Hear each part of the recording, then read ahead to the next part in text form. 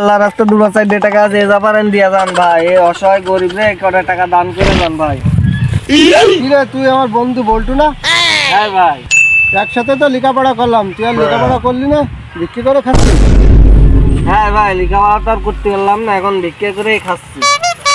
আমি তো লেখাপড়া শেষ করে চাকরি করে খাচ্ছি, তুই বিক্রি করে খাচ্ছিস? হ্যাঁ ভিক্ষা করে তো খাচ্ছি। তা তুই চাকরি করে মাসে কয় টাকা কামাস? ওই 20-30 হাজার টাকা। 20-30 হাজার টাকা? হ্যাঁ। আর আমি বেটা লেখাপড়া না করে ভিক্ষা করে মাসে 1.5 লাখ টাকা কামাই। আল্লাহর রাস্তায় কয়টা ভিক্ষে দিয়ে যা বাবারা, আল্লাহর রাস্তায় কয়টা ভিক্ষে দিয়ে যা।